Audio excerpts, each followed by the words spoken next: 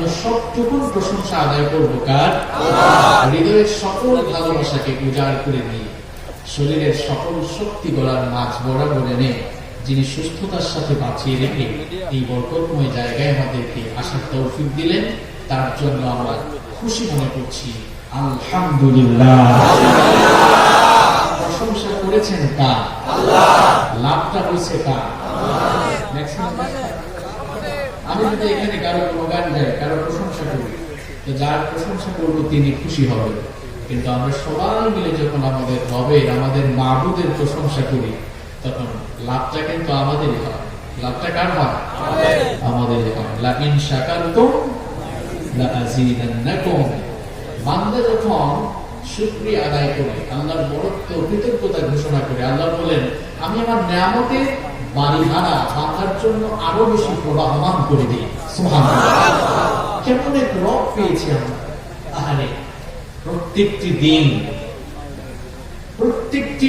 প্রত্যেকটি মুহূর্তে আমরা আমাদের রবের নিয়ামতের সাগরে ডুবে আছি। নিয়ামতের সাগরে নিমজ্জিত থেকে আমরা আমাদের রবের সঙ্গে কত না নাফরমানি করি। আমাদেরকে বাঁচিয়ে রাখছেন কে? আল্লাহ। আসতে বলবেন না, বাঁচিয়ে রাখছেন কে? আল্লাহ।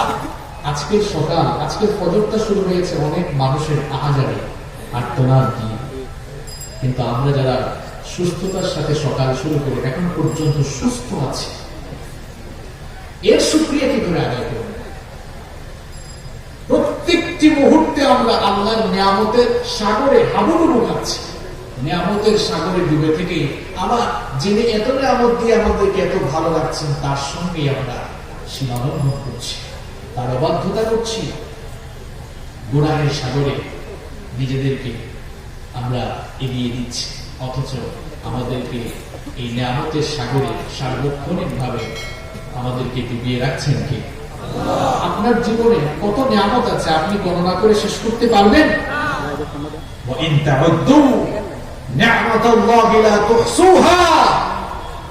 বান্দা, তোমাকে কত নিয়ামত দিয়েছি, তুমি যদি গণনা করো, তোমার এই গণনা স্টার্ট হলে তুমি গুনতে গুনতে কিয়ামত হয়ে যাবে। তোমার প্রতি আমার কত নিয়ামত, এটা গুনে তুমি শেষ করতে পারবে না। এত নিয়ামতের মধ্যে আমরা ডুবে আছি। পৃথিবীতে আল্লাহ তাআলা আমাদেরকে যত নিয়ামত দিয়েছেন, তার মধ্যে সবচাইতে বড় নিয়ামতের নাম কি আপনারা বলতে পারবেন? ঈমানের পরে সুস্থতা নিয়ামত, কিন্তু এরপরে নিজের দেহকে সুস্থ রাখার পাশাপাশি নিজের মন, অর্থাৎ দেহ, আত্মা সবকিছুকে সুস্থ রাখার জন্য আল্লাহ একটা নিয়ামত দিয়েছেন। ওই বড় নিয়ামতটার নাম কি? সবাই বললেন না তো? মহাগ্রন্থ আল কোরআন। এটা যদি আল্লাহ তাআলা আমাদেরকে না দিতেন, সত্য এবং সুন্দরের ঠিকানা খুঁজে পেতাম না। এই কোরআন যদি আল্লাহ আমাদেরকে না দিতেন, নাজাতের সন্ধান আমরা পেতাম না। কোরআনুল কারীম, এটি আমাদের জন্য সবচেয়ে বড় নিয়ামত। এই যে কথা বলছি, এটাও তো নিয়ামত, এটাও নিয়ামত। পৃথিবীর বহু মানুষ বোবা, কথা বলতে পারে না। সে আপনার দিকে তাকালে আফসোস করে, আহারে আমি যদি তার মতো কথা বলতে পারতাম। আপনি ঠোঁট নাড়ালে, আপনি জিহ্বা নাড়ালে, আপনার মুখ থেকে বাংলা, ইংলিশ, আরবিক বা অন্যান্য বহু ভাষায় যারা পারদর্শী, তারা বিভিন্ন ভাষায় কথা বলতে পারছেন, তাদের জবান থেকে কথা বের হয়। কিন্তু যেই লোক কথা বলতে পারে না, তার ঠোঁট বা জিহ্বা নাড়ালে আ উ আ আ এরকম হয়। কিন্তু কথাটা আমি হাসানোর জন্য বলি না, বোঝানোর জন্য বলছি। সে ঠোঁট নাড়ায়, জিহ্বা নাড়ায়, কথা বলতে পারে না। আর আপনি ঠোঁট নাড়ালে, জিহ্বা নাড়ালে আপনি কথা বলতে পারছেন। এই কথা বলার নিয়ামত আপনাকে দিয়েছেন কে? আল্লাহ। আজকের আলোচনার বিষয়ে এই কথা বলার নিয়ামত, এক্সক্লুসিভ একটা বিষয় নিয়ে আপনাদের সামনে আজকে আমি কিছু কথা বলতে চাই। এই কথা বলার শক্তি দিয়েছেন কে? আল্লাহ। কেন আজকে এই মুখ, জবান নিয়ে কথা বলবো? এর কারণটা কি বলবো? জবান হচ্ছে আল্লাহর দেওয়া অনেক বড় একটি নিয়ামত।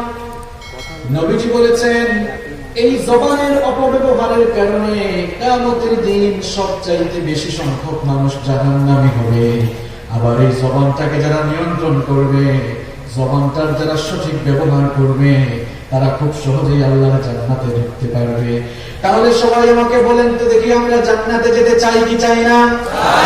জান্নাতে যদি আমরা যেতে চাই, আল্লাহ নবী কি বলেছেন এবার শুনেন। তিরমিজি শরীফের হাদিস, عن أبي هريرة رضي الله عنه قال سئل رسول الله صلى الله عليه وسلم سيد المحدثين আবু হুরায়রা রাদিয়াল্লাহু আনহু হাদিসটি বর্ণনা করেছেন। তিনি বলেছেন, রাসূল কারীম সাল্লাল্লাহু আলাইহি ওয়াসাল্লামকে প্রশ্ন করা হলো, মা আকতারু মা ইদখিলুন নাসান নার, ওগো আল্লাহর নবী, কোন আমলের কারণে, কোন জিনিসটার কারণে মানুষ সবচাইতে বেশি জাহান্নামে ঢুকবে? কিসের কারণে মানুষকে জাহান্নামের দিকে নিয়ে যাওয়া হবে? আল্লাহর নবী তখন জবাব দিলেন, দুটো জিনিসের অপব্যবহারের কারণে মানুষকে উপর করে জাহান্নামের দিকে নিয়ে যাওয়া হবে। সবাই বলেন তো দেখি কয়টা? আরো জোরে বলতে হবে কয়টা? এই দুটো জিনিসের অপব্যবহার করলে নবীজি বলেছেন জাহান্নামে যেতে হবে। আল্লাহর নবী বললেন, এক নাম্বার হলো আল-ফাম, মুখ, এই জিহ্বার কথা বলার যে শক্তি, এই জবান শক্তির অপব্যবহার। আর দুই নাম্বার হলো ওয়াল ফারাজ, অর্থাৎ লজ্জাস্থান। এই দুটো জিনিসের অপব্যবহার যারা করবে তারা আল্লাহর জাহান্নামে ঢুকবে। নাউযুবিল্লাহি মিন যালিক। পৃথিবীতে যত অন্যায়, পাপাচার, গুনাহ আর পৃথিবীতে যত ফিতনা ফাসাদ তৈরি হয়, এই ফিতনা ফাসাদ তৈরির সবচাইতে বড় ইন্ডাস্ট্রি, সবচেয়ে বড় কারখানা হলো এই মুখ। আজ মাহফিলে এত ফাসাদ কেন? আজ সমাজে এত বিশৃঙ্খলা কেন? পরিবারে এত দাঙ্গা হাঙ্গামা কেন? আপনি মূল ফ্যাক্টরি, উৎপাদন কোন জায়গায় হয়, উৎস কোন জায়গায়, কখনো ভেবেছেন?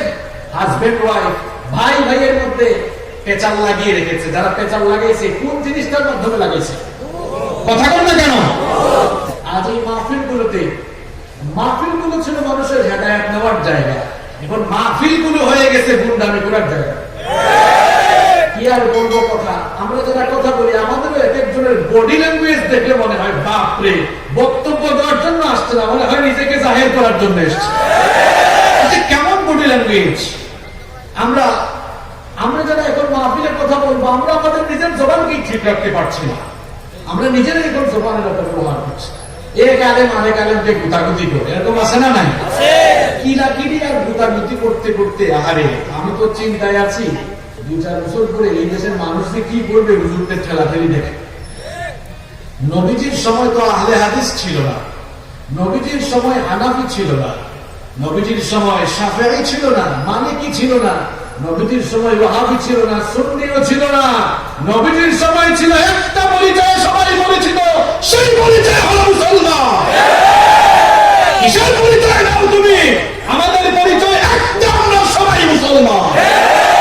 পৃথিবীর সমস্ত নবীরা মুসলমান ছিলেন এবং তারা পৃথিবীর মানুষদেরকে মুসলমান বানানোর কাজ করেছে। এটাই বড় পরিচয়। যে ঠেলা ঠেলি আর গুতাগুতি শুরু হয়েছে। আগে তো আপনারা আমাদের কাছে দোয়া চাইতেন, হুজুর আমাদের জন্য দোয়া করেন। এখন পরিস্থিতি কিন্তু ভয়াবহ। এখন আমি তো নিজেই অনেক জায়গায় বলি যে ভাই সব আমাদের জন্য দোয়া করেন, আমরা যেন একটু ঠিকঠাক থাকতে পারি। কারণ আমাদের মধ্যে যে বিভেদ আর যে ঠেলাঠেলি, আলেমে আলেমে বিভেদ, এখন জালেমে জালেমে দোস্তি, আলেমে আলেমে বিভেদ, এখন জালেমে জালেমে দোস্তি, পথের ঠিকানা জানে নেই কারো, কে কোথায় পাবে স্বস্তি, কে কোথায় পাবে স্বস্তি। সালাতে দুহাত কোথায় বাঁধবে নবীর উপরে বুকে, আমিন বলবে চুপি সারে নাকি সজনে আজ ফুকে। ছোট আরো ছোট বিষয় নিয়েও চলছে ভীষণ দ্বন্দ্ব, সদ্দল ভাবে আমরাই ভালো, অন্যরা কালো মন্দ। খরচ নিয়ে তো মারামারি নেই, নফলে সফল রূপ, টুপির আকার আকৃতি নিয়ে গবেষণা হয় খুব। এটা নাকি ওই হুজুরের টুপি, এটা নাকি ওই সিলসিলার টুপি, ওটা নাকি আরেক সিলসিলার টুপি, এটা নাকি কমি টুপি, এটা নাকি আলিয়া করবে। আস্তাগফিরুল্লাহ। ফরজ নিয়ে তো মারামারি নেই, নফলে সফল রূপ, টুপির আকার আকৃতি নিয়ে গবেষণা হয় খুব। এই সুযোগে আমরা হাতে হাঁকিয়ে বেড়ায় হস্তি, জালেমে জালেমে দোস্তি, আলেমে আলেমে বিভেদ, এখন জালিমে জালিমে দোস্তি। পথের ঠিকানা জানা নেই কারো, কে কোথায় পাবে স্বস্তি, কে কোথায় পাবে স্বস্তি। খেতির নেশায় আলেমের মন ব্যস্ত, ভীষণ ব্যস্ত, নিজের ইজম আর নিজের খেতির জন্য এখন সবাই ব্যস্ত হয়ে পড়ছে। এজন্য কবি খুব সুন্দর লিখেছে, খেতির নেশায় আলেমের মন ব্যস্ত, ভীষণ ব্যস্ত, এই সমাজের সব কাজ তাই জালেমের হাতে ন্যস্ত। নিজের হিসাব করে না আলেম অন্যের কথা ভাবে, বিরোধকারীরা জান্নাতে নাকি জাহান্নামেই যাবে। কাফের ফাসিক লক্ষ ফতোয়া পকেটেই আছে জমা, আল্লাহর কাছে ছাড় আছে তবু তার কাছে নেই ক্ষমা। ফেরার চের আগে চিনতে পারেনি এখনো আপন পথ, জালেমের হাতে চলে গেছে তাই নিজের সাজানো ঘর। ফেরার চের আগে চিনতে পারেনি এখনো আপন পথ, জালেমের হাতে চলে গেছে তাই নিজের সাজানো ঘর। সালতানাতের মিনার হারিয়ে আশ্রয় তার বস্তি, জালেমে জালেমে দোস্তি, আলেমে আলেমে বিভেদ, এখন জালেমে জালেমে দোস্তি। পথের ঠিকানা জানা নেই কারো, কে কোথায় পাবে স্বস্তি, কে কোথায় পাবে স্বস্তি। ঠিক কিনা? জবান এটা খুব গুরুত্বপূর্ণ বিষয়। আল্লাহর নবী বলেছেন এই দুটো জিনিসের অপব্যবহারের কারণে মানুষ জাহান্নামে ঢুকবে। কোন দুইটা জিনিস? এক নম্বর কি বললাম? মুখ। আর দুই নম্বর কি বলেছি? লজ্জাস্থান। আচ্ছা বলেন তো আমাকে, এই পৃথিবীতে যত পাপ বেশি হয়, একেবারে 95% পাপই তো 95 এর চেয়েও বেশি মানুষের পড়ে এই দুই জিনিসের মাধ্যমে হয়। যেমন মিথ্যা, মিথ্যা বলার ফ্যাক্টরি উপাদান কোনটা? কথা বলেন না কেন? গীবত করা, চুগলখুরি করা, মানুষকে কটু কথা বলা, কারো বদনাম করা, অপবাদ দেওয়া, সব তো মুখ দিয়ে দিচ্ছে। দেখছেন পাপের উপাদান কোনটা? এই জন্য নবীজি বলেছেন মুআদ বিন জাবাল রাদিয়াল্লাহু আনহু, নবীজির প্রিয় একজন সাহাবী মুআদ বিন জাবাল রাদিয়াল্লাহু আনহু একদিন নবীজিকে বললেন, ওগো আল্লাহর নবী, এমন কিছু আমল আমাকে শেখান যা করলে খুব সহজে জান্নাতে যেতে পারবো আর জাহান্নাম থেকে বাঁচতে পারবো। আল্লাহর নবী তাকে ইসলামের 5টি আরকানের কথা বললেন। বলার পরে বললেন, মুআদ শোনো, আমার আরো কিছু বলার আছে। এরপরে নবীজি মুআদ বিন জাবাল রাদিয়াল্লাহু আনহু এই জিহ্বাটা ধরলেন, জিহ্বাটা টান ধরে বললেন, এটাকে কন্ট্রোল করো, জিহ্বাকে নিয়ন্ত্রণ করো। তখন মুআদ বিন জাবাল রাদিয়াল্লাহু আনহু নবীজিকে প্রশ্ন করলেন, তিরমিজি শরীফের হাদিস, তিনি বললেন, ইয়া নবিয়াল্লাহ, হে আল্লাহর নবী, ওয়া ইন্না লামুআখাযুনা বিমা নাতাকাল্লামু বিহি, আমরা মুখ দিয়ে যা বলি এর জন্য কি আল্লাহ তাআলা আমাকে পাকড়াও করবেন, আমাকে ধরবেন? নবীজি তখন বললেন, মুআদ, তুমি কি জানো না এই জবানের অপব্যবহারের কারণেই কিয়ামতের দিন ওই জবান অপব্যবহারকারী লোকদেরকে ফেরেশতারা উপর করে টেনে জাহান্নামে নিয়ে যাবে। ঠিক। নাউযুবিল্লাহি মিন যালিক। কি মনে করছেন আপনারা এই জিহ্বা আছে বলে যে ফোড়া ফোড়া করে কথা বলে, যা মন চায় তাই বলে? এই জবানের অপব্যবহারকারীরা এরা কিন্তু আল্লাহর পাকড়াও থেকে বাঁচবে। এই জবানের অপব্যবহার করলে যেমন জাহান্নামে যাওয়া লাগবে, পক্ষান্তরে যে সকল বান্দারা এই জবানের সঠিক ব্যবহার করবে, এই জবানটাকে যারা নিয়ন্ত্রণ রাখবে, তাদের ব্যাপারে সুসংবাদ দিয়েছেন মুহাম্মদ, সবাই বলেন সাল্লাল্লাহু আলাইহি ওয়াসাল্লাম। বুখারী শরীফের হাদিস, আল্লাহর নবীর হাদিস, বুখারীর বর্ণনা। عن سهل بن سعد عن رسول الله صلى الله عليه وسلم, সাহাল বিন সাদ রাদিয়াল্লাহু আনহু নবীজি থেকে এই হাদিসটি বর্ণনা করেছেন। নবীজি বলেছেন, মাইয়াবমানলি মা বাইনা লাহিহি ওয়া মা বাইনা রিজলাইহি আযমানু লাহুল জান্নাহ। আল্লাহর নবী বলেছেন, যে বান্দা যে লোক দুটো জিনিসের হেফাজত করবে, এক নম্বর হলো তার দুগুলোর মধ্যবর্তী জায়গা অর্থাৎ লজ্জাস্থান, দুই নম্বর হলো তার দু চোয়ালের মধ্যবর্তী স্থান অর্থাৎ জিহ্বা। এই মুখ জিহ্বা আর লজ্জাস্থানের যারা জিম্মাদারি গ্রহণ করবে, যারা এগুলোর হেফাজত করবে, আল্লাহ নবী বলেছেন আত্মানুলাহুল জান্নাত, ওই মানুষগুলোর জন্য আমি নবী নিজেই জান্নাতের জিম্মাদার হয়ে যাব। কত বড় সুসংবাদ! আপনি আপনার জিহ্বাটাকে কন্ট্রোল করেন, আপনার জন্য জান্নাতের জিম্মাদারির দায়িত্ব কিনে নিয়েছেন কোন ফেরেশতা নয়, বড় কোন ইমাম নয়, কোন ওলিয়া নয়, স্বয়ং আমার নবী মুহাম্মদ সাল্লাল্লাহু আলাইহি ওয়াসাল্লাম। নবীর শাফায়াত চান না, কে হাত তুলেন তো? নবীর শাফায়াত চান কে? এবার দু হাত তুলে আল্লাহকে দেখা।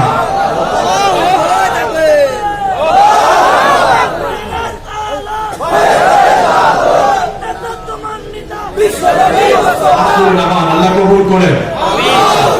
তাহলে নবীজির শাফায়াত পেতে হলে নবীজি নিজে বলছেন আত্মানুলাহুল জান্নাহ, আমি জান্নাতের জিম্মাদার হব। এজন্য আমাদের মুখ আর লজ্জাস্থানের হেফাজত করতে হবে। আমরা পারবো তো ইনশাআল্লাহ? এবার প্রশ্ন হচ্ছে, মানুষ এই জবানের অপব্যবহার কিভাবে করছে? কষ্ট হচ্ছে আপনাদের? দেখেন তো, প্রত্যেকদিন আমরা জবানের অপব্যবহার কেমনে করছি আমি বাস্তবে আপনাদেরকে দেখাই। এক নাম্বার, এই জবান দিয়ে প্রত্যেক দিন আমরা মিথ্যা বলছি। ব্যক্তি পর্যায় থেকে রাষ্ট্রীয় পর্যায় পর্যন্ত এখন মিথ্যা রিহার্সেল, মিথ্যার ট্রেনিং চলছে। প্রত্যেকটি জায়গায় মানুষ মিথ্যা বলছে, অথচ এই মিথ্যা মানুষকে পাপাচারের দিকে ধাবিত করবে।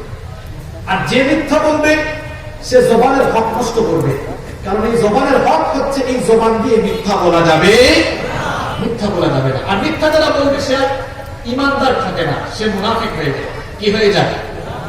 কথা বলেন না কেন? কি হয়ে যায়? এটা এম হাসিবুর রহমানের কথা, এটা মোল্লার কথা না আল্লাহর কথা?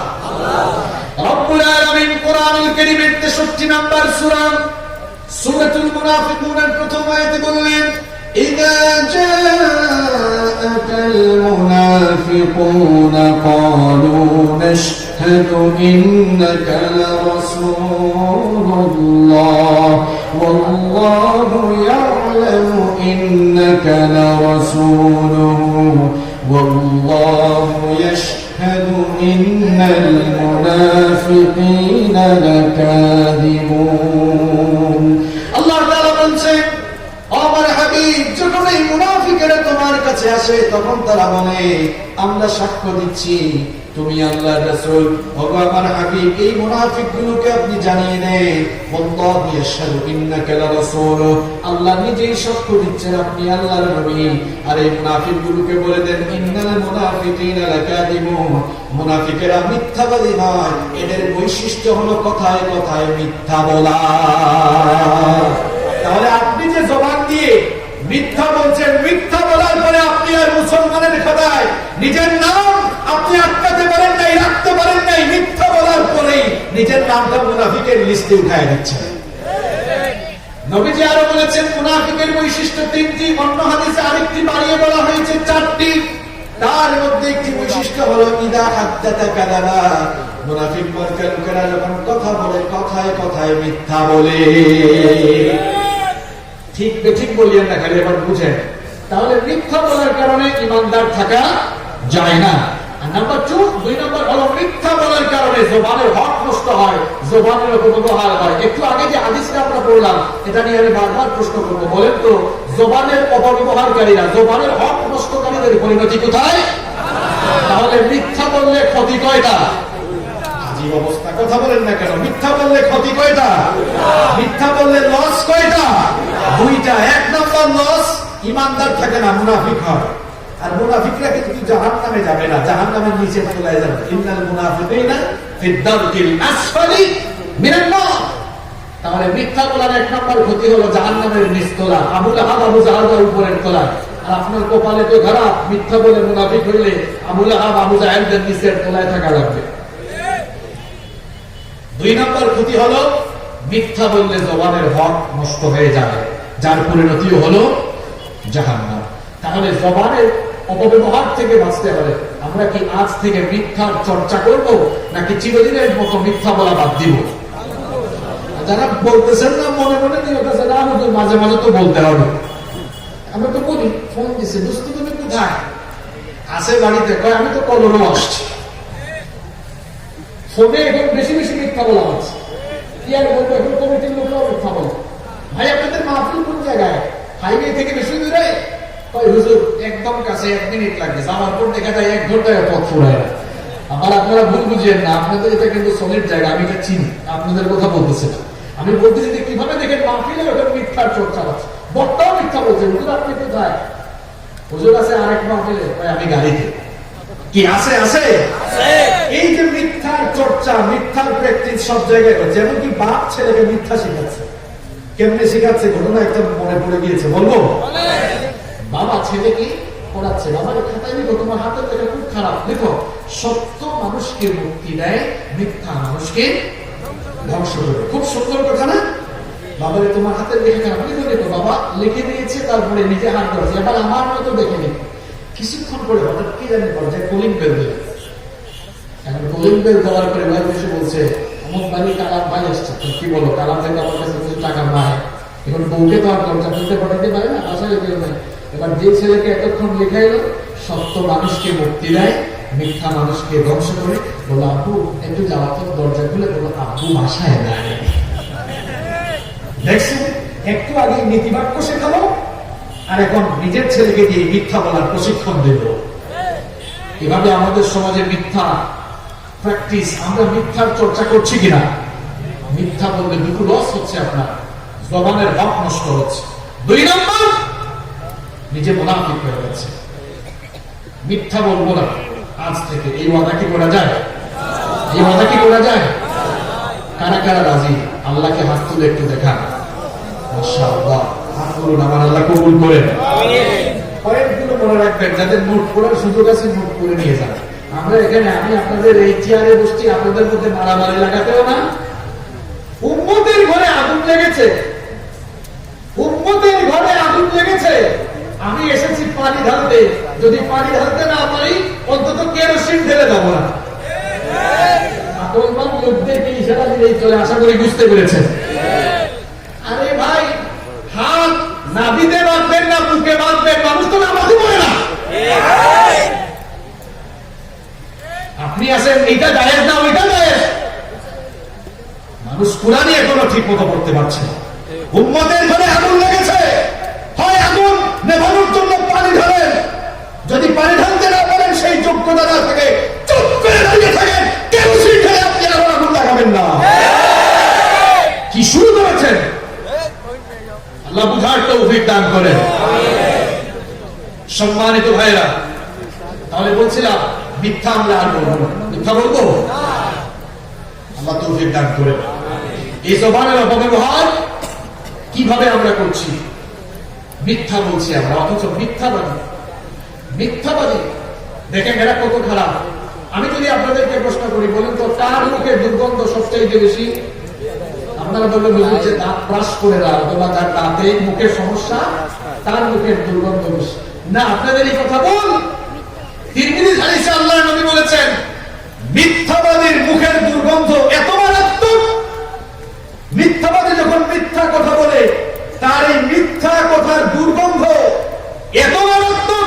ইদা কাযাবাল আবদ, যখন কেউ মিথ্যা বলে, তাবাআদা আনহুল মালাক মিলান মিন নাফসিন মা জাআ বিহ, আল্লাহর নবী বলেছেন তার মিথ্যা কথার দুর্গন্ধে রহমতের ফেরেশতা 1 মাইল, কোন কোন বর্ণনা এসেছে রহমতের ফেরেশতা মিথ্যা কথার দুর্গন্ধে দৃষ্টিসীমার বাইরে চলে যায়। নাউযুবিল্লাহি মিন। তাহলে মিথ্যা কথা বলার দুর্গন্ধ এত বেশি যে মিথ্যা বলার দুর্গন্ধে রহমতের ফেরেশতা পর্যন্ত তার কাছ থেকে চলে যায়। তাহলে যার সাথে রহমতের ফেরেশতা থাকে না, তার সাথে সাথী হয় কে? এটাও বলতে পারলেন না, সাথী হয় কে? তাহলে মিথ্যা যারা বলবে তারা কি নবীজির সাথী না শয়তানের সাথী? আমরা শয়তানের সাথী হব নাকি নবীজির আশিক, নবীজির উম্মত হব? নবীজির আশিক, নবীজির উম্মত হতে হলে মিথ্যা বলা ছেড়ে দিতে হবে। আমরা পারবো তো ইনশাআল্লাহ। নাম্বার 2, আসের এই জবানের অপব্যবহার কিভাবে আমরা করছি দেখেন। এই জবানের অপব্যবহার হয়। 2 নম্বর যে পদ্ধতিতে, এই জবান দিয়ে আমরা খালি গালাগালি করি, গালাগালি করি, যে যেখানে সুযোগ পায় গালাগালি। হুজুর দেখলেও গালাগালি, টুপিওয়ালা, মোল্লা, হ্যাঁ এই মোল্লা সেই মোল্লা, মৌলবাদী জঙ্গিবাদী, এরকম গালাগালি আছে না নাই? এক হুজুর আরেক হুজুরকে গালি দেয়, এক ভাই আরেক ভাইকে গালি দেয়, একজন আরেকজনকে গালি দিচ্ছে, এক বোন আরেক বোনকে গালি দিচ্ছে। এই যে আমরা গালিগালাজ করছি, গালিগালাজ করে আমরা জবানের হক নষ্ট করছি। 2 নম্বর, মুনাফিকের আরেকটি বৈশিষ্ট্য কি দেখা, যখন সে ঝগড়া করে তখন অশ্লীল ভাষায় গালাগালি করে। তাহলে গালিগালাজ করলে জবানের হক নষ্ট হয়। আর সবচেয়ে বড় কথা হলো, গালি দিলে সবচেয়ে নিজের লস। গালি দিলে কার লস? যে গালি দিবে তার লস। কথাটা আমার নয়, বলেছেন মুহাম্মদ করেন সাল্লাল্লাহু আলাইহি ওয়াসাল্লাম। তিরমিজি শরীফের হাদিসে আল্লাহর নবী বলেছেন, আল মুস্তাব্বানি মা ক্বালা ফাআল বাদি মিনহুমা মা লাম ইয়াতাদিল মাজলুম। যখন 2 ব্যক্তির মধ্যে গালিগালাজের চর্চা হয়, কেউ যখন গালি দেয়, গালিটা প্রথম যে ব্যক্তি দিবে তার উপরে এই গালিটা গিয়ে পড়ে যায়। আপনি যাকে গালি দিয়েছেন, গালিটা তার উপর পড়ে না।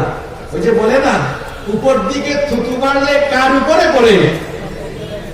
কি আপনারা আমার কথা বুঝেন না? উপর দিকে থুতু মারলে কার উপরে পড়ে? পানিতে কুড়াল মারলে কোথায় পড়ে? এত সুন্দর যুক্তি দিলাম, তাও বুঝতেন না। থুতু মেরে দেখবেন নিজের উপর পড়বে। আপনি ভাবতেছেন গালি দিচ্ছি, আপনি হয়তো অনেক সময় রাগ উঠলে যা তা বলেন, মনে করেন আমার বলেও ভাই যা দিচ্ছি তাই শান্তি লাগতেছে মনে। গালিটাতে দিলেন নবীজির কথা অনুযায়ী, গালিটা তার উপর পড়লো না সব আপনার উপরে পড়লো?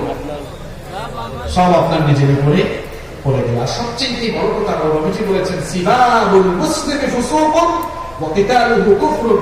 কোন মুসলমানকে গালি দেওয়া ফাসিকি আর হত্যা করা কুফর। ইসলাম কি চমৎকার ধর্ম! জঙ্গিবাদ, সন্ত্রাসবাদের সাথে ইসলামের কোন সম্পর্ক নাই।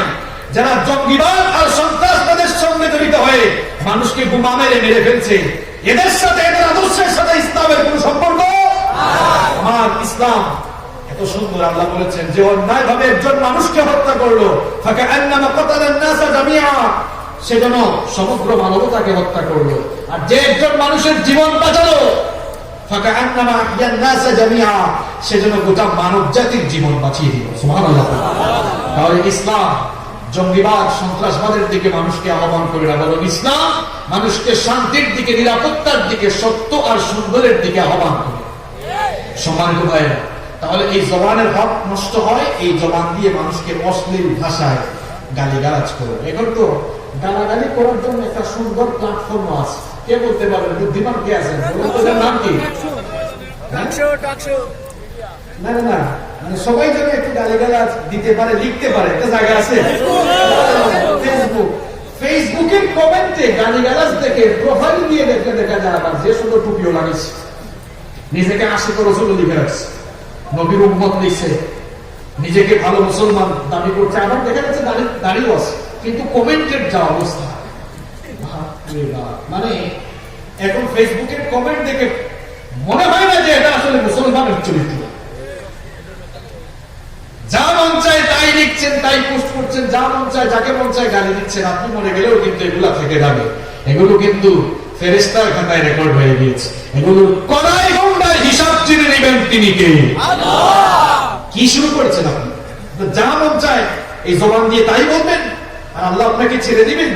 মা ইয়ালফিজু মিন কাওলিন ইল্লা লাদাইহি রাকীবুন আতীদ। জবান দিয়ে কি বলছেন আপনি ভাবছেন রেকর্ড হচ্ছে না, সব রেকর্ড করছেন কে? আল্লাহর কাছে সব সংরক্ষিত হচ্ছে, এগুলোর কড়াই গন্ডায় হিসেব হবে। তাহলে জবানের অপব্যবহার হয় 2 নাম্বার, কি দিলে? কথা বলেন, কি দিলে? এমনকি মৃত মানুষকেও গালি দিবেন না। নবীজি বলেছেন, লা তাসুব্বুল আমওয়াত, বুখারীর বর্ণনা। মৃত মানুষকে গালি দিও না, কারণ সে তো মারা গিয়েছে, চলে গিয়েছে, তার ফয়সালা এখন কার কাছে হবে? আল্লাহ। আপনি গালি দিয়ে নিজেকে গুনাহগার করছেন কেন? আল্লাহ তাআলা তুমি আমাদেরকে হেদায়েত দিয়ে আমাদের অন্তরটাকে আলোকিত করে দাও। আমিন। আর আস্তে বলেন আমিন। আমিন। এই জবানের অপব্যবহার হয় নাম্বার 3 নাম্বার যে কারণে, সেটি হচ্ছে আল গীবা, গীবত করবে। বলেন তো গীবত করে মানুষ কি দিয়ে? মুখ দিয়ে, জিহ্বা দিয়ে তো বলে বলে গীবত করে। এখন প্রশ্ন হচ্ছে হোয়াটস দ্য মিনিং বা হোয়াটস দ্য ডেফিনেশন অফ গীবত? এই গীবতের ডেফিনেশন কি এটা আমি বলবো না, গীবতের পরিচয় আমি দিব না, কিংবা কোন আলেম বলেছে সেটাও বলবো না। গীবতের সংজ্ঞা দিব সরাসরি মুহাম্মদুর রাসূলুল্লাহ সাল্লাল্লাহু আলাইহি ওয়াসাল্লামের ভাষায়। দেখেন নবীজি গীবতের ব্যাপারে কি বলছেন। নবীজি একদিন সাহাবীদেরকে বললেন, আতাদরুনা মাল গীবা, তোমরা কি জানো নাকি গীবত কি? গীবতের পরিচয় বলতে পারো নাকি? সাহাবায়ে কেরাম অনেক কিছু জানলেও বিনয় প্রকাশ করে বলতেন, আল্লাহ ওয়া রাসূলুহু আ'লাম, এ ব্যাপারে আল্লাহ এবং তার রাসূল সব চাইতে ভালো জানেন। তারা এই কথা বলার পর নবীজি বললেন, আমার সাহাবীরা শুনো, গীবতের পরিচয় আমি তোমাদেরকে দিচ্ছি। যিকরুকা আখাকা বিমা ইয়াকরাহু, গীবত হলো তুমি তোমার ভাইয়ের সম্পর্কে এমন কথা বলে বেড়াবে যেই কথা জানলে বা শুনলে তোমার ভাইয়ের মন খারাপ হবে, যেই কথা শুনলে তোমার ভাই কষ্ট পাবে, এমন কথা মানুষের কাছে বলে বেড়ানোর নাম হলো গীবত। এক সাহাবী বলে উঠলেন, ওগো আল্লাহর নবী, ইন কানা ফি আখি মা আকুলু, আমি যা বলি সব যদি আমার ভাইয়ের চরিত্রে থাকে, আমি যা মানুষকে জানালাম, যা মানুষকে বললাম, সব যদি তার চরিত্রের মধ্যে থাকে, তাহলে সেটারও কি গীবত হবে নাকি? নবীজি তখন বললেন, ইন কানা ফিহি মা তাকুলু ফাকাদ ইফতারতাহু, যদি তুমি যা বলো তা তোমার ভাইয়ের চরিত্রের ভেতরে থাকে, তাহলে তুমি তার গীবত করবে। ওয়া ইল্লাম ইয়াকুন ফিহি ফাকাদ বাহাত্তাহু, আর তুমি যা বলেছো তা যদি তার চরিত্রে না থাকে, তাহলে তুমি তাকে অপবাদ দিলে। তাহলে আরেকজনের কথা বলে বেড়ানো। আপনি বলতেছেন, ভাই মানুষ খুব খারাপ, এটা করছে ওইটা করছে, চুরি করছে চুরিও করুক, আপনি বলছেন এটা করছে ওইটা করছে। এখন যদি সত্যি বলে থাকে তাহলে সেটা গীবত হলো, আর যদি তার সম্পর্কে মানুষকে মিথ্যা বলে বেড়ান তাহলে অপবাদ হলো। এখন বলেন তো, গীবত আর অপবাদ দুইটাই ভালো কাজ নাকি গুনাহের কাজ? তাহলে ছিদ্রান্বেষণ আমার সমাজে, আমার দেশে ছিদ্রান্বেষণ বেশি না কম? ছিদ্রান্বেষণ মানে বুঝেন, তো সহজ বাংলায় বলি, কোন জায়গায় ঠিকঠাক আছে, গিয়ে হঠাৎ করে ছিদ্র করে দিচ্ছে। এখন আমরা ছিদ্রান্বেষণে অভ্যস্ত হয়ে গিয়েছি। আমরা খালি মানুষের দোষ তুমি তালাশ করি, কে কি করলো ওইটা নাকি নিজের হিসাব আমরা করি না। নিজের হিসাব করেন, আত্মসমালোচনা করেন। মানুষকে নিয়ে সমালোচনা লাগে, নিজের চরকায় তেল দেন আগে। নিজেকে নিয়ে একটু ভাবেন, আয়নার সামনে নিজের চেহারা দেখেন, নিজের চরিত্র আগে ঠিক করেন। গীবত এটি এত মারাত্মক গুনাহ। নবীজি বলেছেন, আল গীবাতু আশাদ্দু মিনাজ জিনা, গীবত জিনার চাইতে মারাত্মক। পরিচিত হাদিস, পরিচিত কথা জানেন। আমি যেটা বলতে চাই, গীবত জিনার চাইতে মারাত্মক হলো কেমনে? কেমনে মারাত্মক হলো? এক সাহাবী বললেন, নবীজিকে প্রশ্নই করে বসলেন, ইয়া রাসূলুল্লাহ, করেন সাল্লাল্লাহু আলাইহি ওয়াসাল্লাম, লিমাযা, এটা কিভাবে হলো? গীবত জিনার চাইতে মারাত্মক হলো কেমনে? নবীজি তখন বললেন, লিআন্না রাজুলা ইয়াজনি ফায়াতুবু ইলাল্লাহ ফায়াতুবু আল্লাহু আলাইহি, যখন আল্লাহর কোন বান্দা গীবত করে, যখন আল্লাহর কোন বান্দা জিনা করে, জিনা করার পর আল্লাহর কাছে তওবা করলে, এটা কার হকের সাথে সংশ্লিষ্ট? আল্লাহ। আল্লাহ চাইলে মাফ করে দিতে পারেন, কিন্তু ওয়াল গীবাতু লা তুগফার হাত্তা ইয়াগফিরহা সাহিবুহা, কিন্তু যখন কেউ গীবত করে, যার নামে গীবত করেছে, সে যদি তাকে মাফ না করে, আল্লাহ তাকে মাফ করবেন না। কারণ এটা আল্লাহর হক না বান্দার হক? আপনি গীবত করে বান্দার হক নষ্ট করেছেন। বান্দার হক এটা খুব সেনসিটিভ বিষয়। বান্দার হক নষ্ট করে কেউ যদি ওই বান্দার কাছে ক্ষমা না আছে, কাবা শরীফের ইমামের কাছে নিয়ে তাওবা করে, আল্লাহ তার তাওবা ততক্ষণ কবুল করবেন না যতক্ষণ না ওই বান্দা তাকে মাফ করে। আপনি যে একটু সুযোগ পাইয়াই মানুষের ঘর বাড়ি দখল করেছেন, ঘর বাড়ি থেকে বের করে দিয়েছেন, মানুষের উপরে জুলুম নিপীড়ন চালিয়েছেন, একটু ঈমান এনেছে, ঈমানের কথা বলেছে বলে আপনি ঐক্যবদ্ধ ষড়যন্ত্রের মাধ্যমে ঘরে থাকতে দেন না। হক নষ্ট করার কারণে পাই পাই করে আল্লাহর কাছে হিসাব দেওয়া লাগবে। এটা আল্লাহর হক নয়, বান্দার হক, ঠিক কি না? বান্দার হক খুব সেনসিটিভ জায়গা। কি মনে করছেন যা করার করছি, হস্তস করে সব একেবারে সব গুনাহ মাফ করা ক্লিয়ার, একদম অল ক্লিয়ার হয়ে শুরু চলে যাবে, এত সোজা? বান্দার হক খুব সেনসিটিভ বিষয়, খুব সেনসিটিভ বিষয়। আল্লাহ আমাদেরকে হেদায়েত দান করুন। তাহলে প্রিয় ভাইয়েরা, এই জবানের অপব্যবহার মানুষ করছে গীবত করে করে। নাম্বার 4, 4 নাম্বার হচ্ছে এই জবান দিয়ে মানুষ দ্বিমুখী কথা বলে। দ্বিমুখী স্বভাবের মানুষ চিনেন তো আপনারা? এই জবান মানুষ কিভাবে নষ্ট করছে দেখেন। মাহফিলে এসে বলে আমরা আপনাদের সঙ্গে আছি, মাহফিল থেকে নেমে যাওয়ার পরে মাহফিলটা নষ্ট করার জন্য ষড়যন্ত্র করে, মাহফিল বন্ধের জন্য কাজ করে। তাহলে এটা এক মুখা নাকি দুই মুখা মানুষ? এটা দ্বিমুখী স্বভাবের মানুষ, দুই স্বভাবের। এক এক জায়গায় এক এক কথা বলে। ইমানদারদের সামনে আসলে বলে আমরা তোমাদের সাথে আছি, আবার বেঈমানদের সাথে গেলে বলে আমরা তোমাদের সাথে আছি। যেই দিকে বৃষ্টি ওই দিকেই ছাতা ধরে। এটা ইমানদার না মুনাফিক? এটা ইমানদার না মুনাফিক? এইভাবে এক জবানে দুই কথা যারা বলে, এরাও তাদের, এই সকল লোকেরাও তারা তাদের জবানের হক নষ্ট করছে। নাম্বার 5, কষ্ট হচ্ছে আপনাদের? কয়েক মিনিট থাকা যাবে তো? দেখেন জবান কি, কোন বিষয় নিয়ে ওয়াজ করব আগে নিজের জবান ঠিক করেন নি আগে। এই জবান দিয়ে কত কি করছেন আপনি দেখেন। ওয়াজ তো বহু বলো, আগে নিজের এই জিহ্বা মুখটা ঠিক করেন।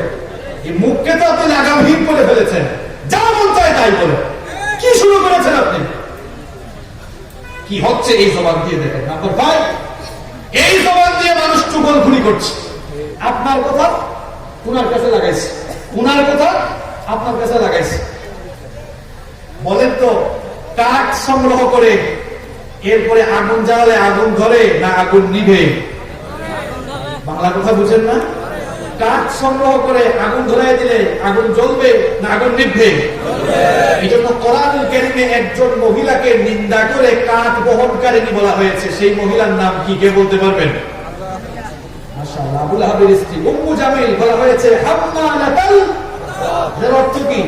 আল্লাহ আবু লাহাবের স্ত্রীর পরিচয় দিচ্ছেন, সে হলো হাম্মালাতাল হাতাব, সে কাঠ বহনকারী। কারণ সে চুগলখোর ছিল, এই জন্য একটু রূপক ভাবে বলা হয়েছে লাতাল হাতাব। মুফাসসিরগণ এটার দুটো ব্যাখ্যা করেছেন, দুটো ব্যাখ্যা। কেউ কেউ বলেছে যে সে কাঁটা সংগ্রহ করতো, রাতের বেলা কাঁটা সংগ্রহ করে এনে নবীজির ঘরের সামনে আনতো, এনে রেখে দিত, এজন্য তাকে বলা হয়েছে হাম্মালাতাল হাতাব। আর কোন কোন মুফাসসির এই হাম্মালাতাল হাতাবের ব্যাখ্যা করেছেন যে কাঠ সংগ্রহ করে আগুন জ্বালালে যেমন আগুন ধরে, এই মহিলা ঠিক তেমনি ভাবে একজনের কথা আরেকজনের কাছে লাগাইয়া মানুষে মানুষে সম্পর্কের আগুন ধরাই দিত, ফাটল ধরাই দিত। এই জন্য একটু রূপক ভাবে বলা হয়েছে হাম্মালাতাল হাতাব। তাহলে এই চুগলখোর যারা, এদের ব্যাপারে নবীজি বলেছেন লা ইয়াদখুলুল জান্নাতা নাম্মা, চুগলখোর কখনো জান্নাতে ঢুকবে না। অবশ্য থানাঘাটা সাতক্ষীরায় কোনো চুগলখোর নাই, আমি বলি নাই, আপনারা বলছেন, আমার কোনো দোষ নাই। তাহলে আমরা নিজেকে চুগলখুরি যুক্ত করব না চুগলখুর মুক্ত হব? যারা বললেন না তারা কি করবেন? আমরা কি চুগলখুর মুক্ত না চুগলখুর যুক্ত হব? আল্লাহ আমাদেরকে কবুল করো। কষ্ট হচ্ছে না তো আপনাদের? কষ্ট হলে হবে কেন? লাইনে তুলছি মাত্র, এখানে না আসল কথাগুলো বলবো, সুযোগ দিবেন তো ইনশাআল্লাহ। দেখেন এই জবান কিভাবে নষ্ট হচ্ছে, এই জবানের অপব্যবহার কিভাবে হচ্ছে। নাম্বার 6 নাম্বার হচ্ছে এই জবান দিয়ে কটু কথা, কঠিন কঠিন কথা বলে মানুষের হৃদয় আমরা ভেঙে দিচ্ছি। এখন তো আমরা হুজুররাই এমন কঠিন কঠিন কথা বলি, যাকে মঞ্চে থেকে কাফের বানাই দিতে, কি অবস্থা! কাফের আর ফাসিক বানায়, মুসলমান আর বানাইতে পারে না। মুসলমান বানানোর কাজ করে। ওই যে বললাম, উম্মতের ঘরে আগুন লেগেছে, কেরোসিন ঢালবেন না, পারলে পানি ঢালেন, মানে চুপ করে বসে থাকে। কটু কথা বলা যাবে না। এই জিহ্বা দিয়ে কটু কথা বলে মানুষের মনে আঘাত দিয়েন না। কেন? দেহের ঘা শুকিয়ে যায় কিন্তু মনের ঘা জন্য মানুষের মনে কষ্ট দিয়েন না। নবীজি বলেছেন আল মুসলিমু মান সালিমাল মুসলিমুনা মিন লিসানিহি ওয়া ইয়াদিহি। বুখারী এবং মুসলিম শরীফের হাদিস, অনেক পরিচিত হাদিস। নবীজি বলেছেন সেই ব্যক্তি হলো মুসলমান যার জিহ্বা এবং হাতের অনিষ্ট থেকে অন্য মুসলমান নিরাপদ থাকে।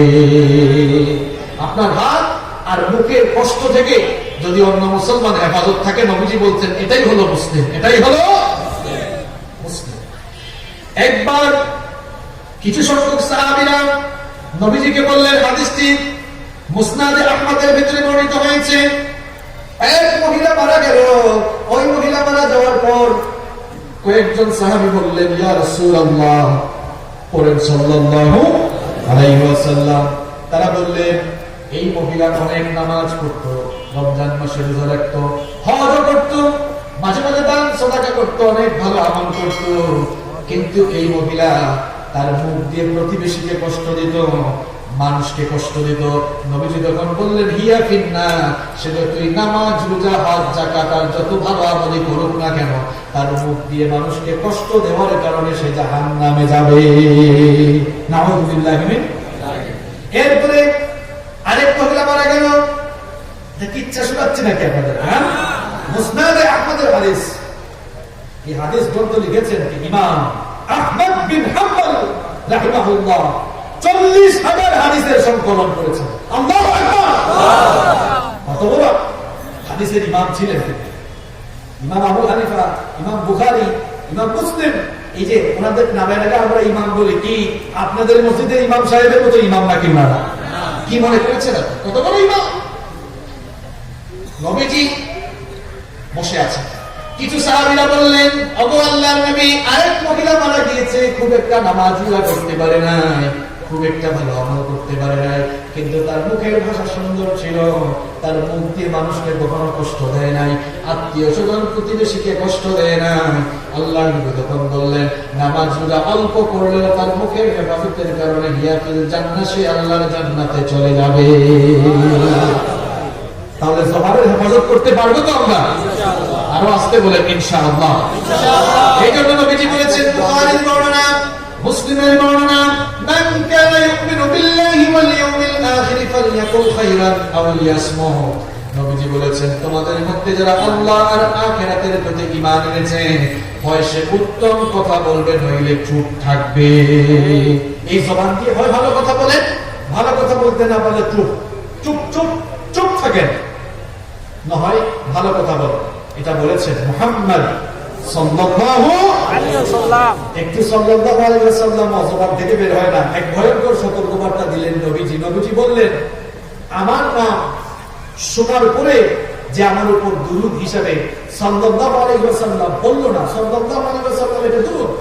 এটা অর্থ কি? নবীজির উপরে দুরূদ বর্ষিত হোক, শান্তি বর্ষিত হোক। নবীজি বলছেন, যে আমার নাম শুনে দুরূদ পড়লো না, সে যেন তার ঠিকানা জাহান্নামে করে দেবে। আমরা কি জাহান্নাম থেকে বাঁচতে চাই কি চাই না? তাহলে নবীর নাম শুনলেই বলবো সাল্লাল্লাহু আলাইহি ওয়াসাল্লাম। তাহলে জবানের অপব্যবহার হচ্ছে এই জবান দিয়ে কষ্টদায়ক কথা বলে মানুষকে কষ্ট দেওয়ার কারণে। ঘুম পাচ্ছে আপনাদের? 10-15 মিনিট থাকা যাবে তো? নাম্বার 7, এই জবানের হক আমরা কিভাবে নষ্ট করছি দেখেন। জবান দিয়ে যাচাই বাছাই না করে কথা বলে ফেলি আমরা অনেক সময়। শোনা কথা বলে বেড়ায়, এরকম মানুষ সাতক্ষীরায় নাই। শুনছে, একটা কথা শুনছে, এরপরে বলে বেড়াচ্ছে, কথা সত্য না মিথ্যা যাচাই বাছাই করলো না, এরকম শোনা কথা কানে নিয়ে বলে বেড়ায়, এরকম আছে তো? নবীজি বলেছেন, কাফা বিল মারই কাযিবান আন ইউহাদ্দিসা বিকুল্লি মা সামিআ। একজন মানুষ মিথ্যাবাদী হওয়ার জন্য এতটুকু যথেষ্ট যে সে যা শুনলো তা সে যাচাই না করে মানুষকে বলে বেড়ালো। এমনটা যারাই করবে সে মিথ্যাবাদী হওয়ার জন্য যথেষ্ট হয়ে যাবে। এই জন্য কোনো কথা শুনলে এই জবান ব্যবহার করে সেটা বলে বেড়ানো যাবে না। আল্লাহ তাআলা নিষেধ করেছেন কোরআনুল কারীমের 49 নম্বর সূরা সূরাতুল হুজুরাতের 6 নম্বর আয়াতে রব্বুল আলামিন বলেছেন, ইয়া আইয়ুহাল্লাযীনা আমানু ইন জাআকুম ফাসিকুম বিনাবাইন ফাতাবায়ানু আন তুসিবু কওমান বিজাহালাতিন فتصبحوا على ما فعلتم نادمين। আল্লাহ তাআলা বলেন, হে ঈমানদারেরা, হে বিশ্বাসীরা, তোমাদের কাছে যখন কেউ কোনো সংবাদ নিয়ে আসবে, কোনো ফাসিক যদি কোনো খবর বলে, কোনো সংবাদ বলে, কোনো কথা বলে, ফাতাবায়ানু, তাহলে যাচাই বাছাই করে না। যাচাই বাছাই না করে শোনা কথা কানে নিয়ে যদি সাথে সাথে কথা বলা শুরু করে দাও, সিদ্ধান্ত না, তাহলে সমস্যা ঘটার সম্ভাবনা আছে না নাই? কেমনে সমস্যা ঘটেছিল শুনেন। এই আয়াত নাযিলের একটি ব্যাকগ্রাউন্ড, সাবাবুন নুজুল রয়েছে। কোন প্রেক্ষাপটকে কেন্দ্র করে এই আয়াত নাযিল হয়েছিল এবার শুনেন। উম্মুল মুমিনিন জুরাইরিয়া রাদিয়াল্লাহু আনহার পিতা হারিস বিন দিরার নবীজির খেদমতে গেলেন। নবীজির খেদমতে যাওয়ার পরে তিনি ঈমান আনলেন। এরপরে নবীজি তাকে বললেন যে তুমি ইসলামের সবগুলো রুকন মানবা, যাকাতও দিবা। হারিস বিন দিরার তিনি তার গোত্রে চলে গেলেন, এলাকায় চলে গেলেন, এলাকার সবাইকে বললেন যাকাতের হকদার যারা আছো তোমরা যাকাত দাও। যাকাতগুলোকে জমা করলেন। নবীজিকে আসার সময় বলে এসেছিলেন নির্ধারিত তারিখে আপনি যে কোনো প্রতিনিধি পাঠাবেন, তাহলে আমাদের জমা করা সকল যাকাত আমরা তার কাছে দিয়ে দিব। হারিস বিন দিরার তাকে নবীজি একটি তারিখ জানালেন যে ওই তারিখে আমি আমার প্রতিনিধি পাঠাবো, তার কাছে যাকাতের সকল অর্থ তুমি জমা দিবে। দেখা গেল যাকাতের অর্থ জমা করে ওই নির্ধারিত তারিখে অপেক্ষা করলেন, কিন্তু কোনো প্রতিনিধি তার কাছে গেল না। কয়েকদিন হয়ে গেল, কোনো প্রতিনিধি না যাওয়ার কারণে সবার সঙ্গে তিনি পরামর্শ করলেন, মনে হয় নবীজি কোন প্রতিনিধি পাঠাতে ভুলে গিয়েছেন। সুতরাং আমাদের উচিত হলো আমাদের মধ্য থেকে কেউ এই যাকাতের অর্থগুলো নিয়ে যাওয়া। সবাই হারিস বিন দিরারকে বলল আপনি তাহলে নিয়ে যান।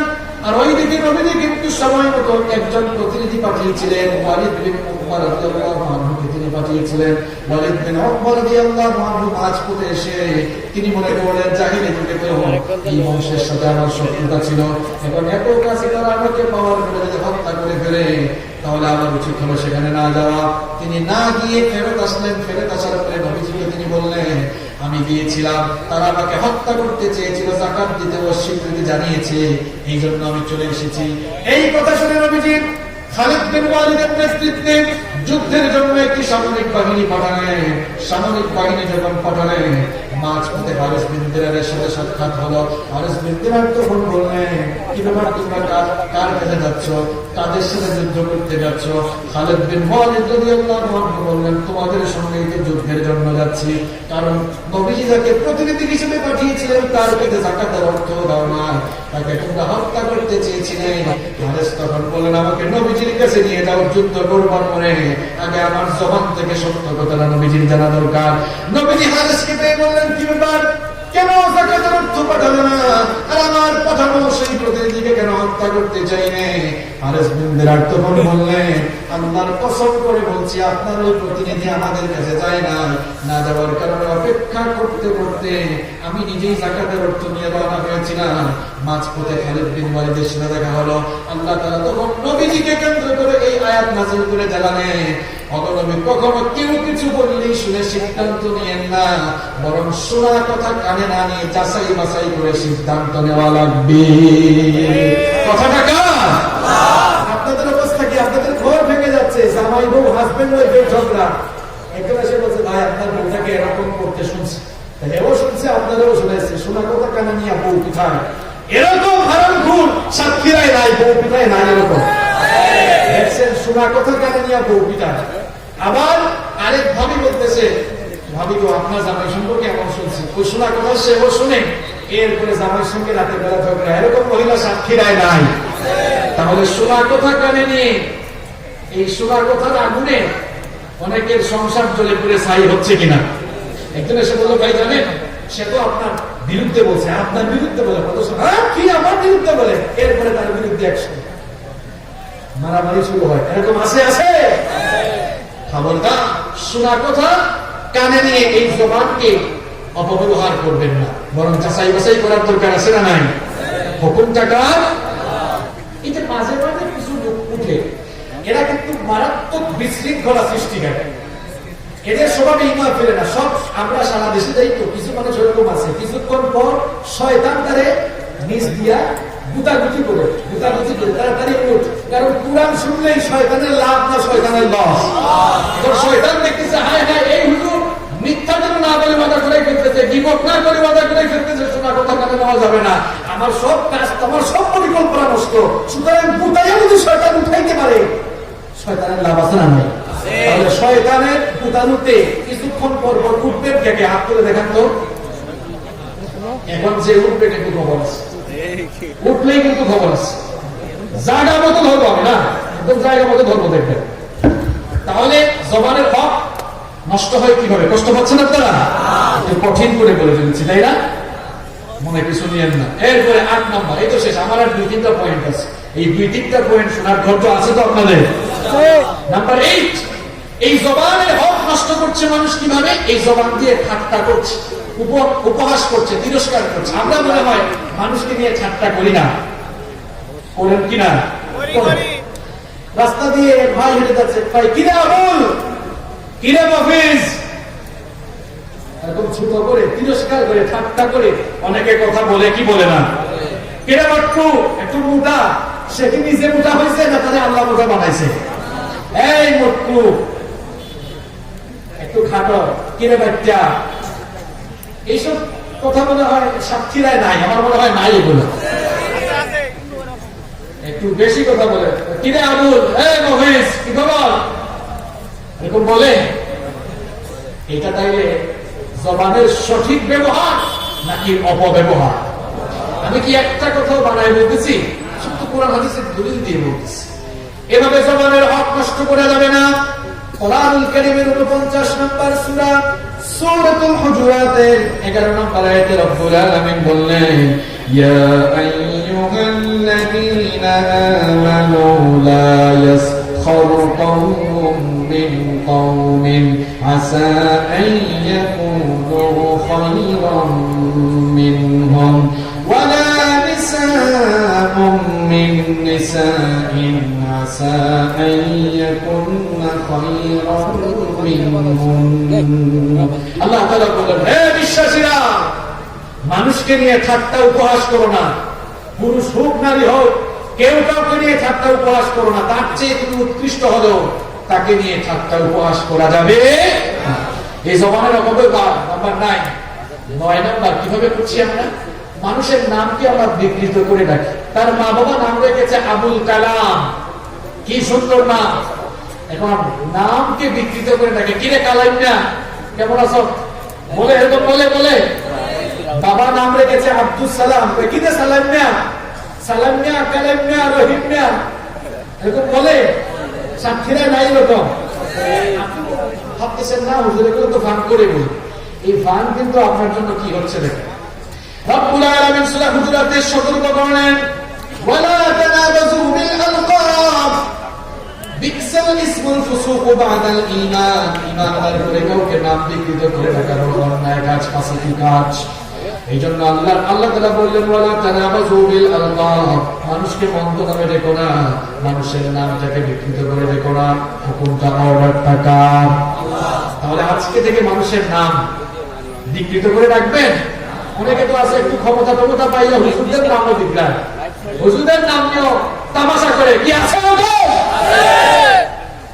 কিয়ামতের দিন তো আল্লাহ এই ঝুটের জমানে তালা লাগাবেন। কি এটা মনে হয় কোরআনে নাই? আল ইয়াউমা নাখতিমু আলা, বহু ফটক করছেন, আল্লাহ কিন্তু ধরবে। যা মন চায় তা বলিয়ে। আমরা অনেক সময় যা মন চায় তাই বলি, মনে করি আমরা তো প্রোটেকশনের ভিতরে আছি, আমাদেরকে আর পায় কি? মনে রাখবেন, প্রোটেকশন নিয়ে মানুষের রোশানল থেকে বাঁচা যায়, কিন্তু সারা দুনিয়ার প্রোটেকশন নিয়ে আল্লাহর রোশানল থেকে বাঁচা যায় না। এই ঠিক বলার জন্য এটা বলে নাই। এবার শুনেন কেন বললাম। 3 সপ্তাহ আগে একটা ঘটনা ঘটেছে, আপনারা জানেন। সুইডিশ এক কার্টুনিস্ট লার্স ডিক্স, নাম রাখছে বাবা ডিক্স, মাথাটা তো দেখা গেলে মানুষ বলদ লাগে। আমার বাড়িতে সিলেটে এটাকে আঞ্চলিক ভাষা আমরা বলি ডিক্স, আপনারা কি বলেন জানি না। হ্যাঁ, আপনারাও ভিক্স বলেন। মিল আছে তো আপনাদের সাথে আমার ভিক্স মিল আছে, এটা তো মিল আছে। আচ্ছা, এই ভিক্স কি করেছিল আপনারা জানেন? আচ্ছা, নবীজিকে আমরা ভালোবাসি কম না বেশি? শুধু কি বেশি না আমাদের জীবনের চেয়ে বেশি? আমরা কেউ আওয়ামী লীগ করি, কেউ বিএনপি করি, কেউ জামাত, কেউ চলবো না, এগুলো আমরা আমাদের মতো করি। কিন্তু ইসলাম নিয়ে আমাদের মধ্যে কোনো বিরোধ, নবী নিয়ে কোনো ঝামেলা, নবীর বিরুদ্ধে, ইসলামের বিরুদ্ধে যারাই কথা বলবে, আমরা আওয়ামী লীগ, বিএনপি, জামাত, জাতীয় পার্টি চলবো না, সব ভুলে গিয়ে আমরা নবী বিরুদ্ধে করে ঐক্যবদ্ধ হয়ে যাই। এই হচ্ছে বাংলার মুসলমানদের বৈশিষ্ট্য। তো এই লার্স ডিক্স, সে 2007 সালে নবীজির কার্টুন বানিয়েছিল, আপনারা সবাই জানেন। এরপর থেকে তাকে যেন মানুষ আক্রমণ না করে, একটু মানুষের দোষারোপ থেকে যেন বাঁচা যায়, 2007 সাল থেকে পুলিশি প্রোটেকশন নিয়ে চলাফেরা করতো। আপনারা জানেন, এই 3-4 সপ্তাহ আগে পুলিশের গাড়িতে থাকা অবস্থায় অ্যাক্সিডেন্ট করলো, আগুন ধরলো। কোনো সংবাদ মাধ্যমে দেখেছি আগুন নেভানোর কাজে যখন ফায়ার সার্ভিস এসেছে, আগুন নেভানোর কাজে যখন আসছে, আগুন নাকি আরো আল্লাহ পাক ভালো জানেন।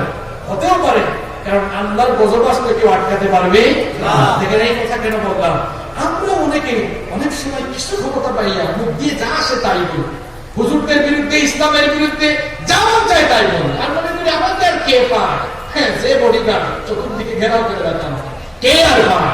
মানুষের রোষানল থেকে আমি এমনি হেফাজতে থাকবো। লাশ ভিক্স থেকে শিক্ষা নিতে হবে। 2007 সাল থেকে 2021 সাল 14 বছর পুলিশি পাহারায় ছিল।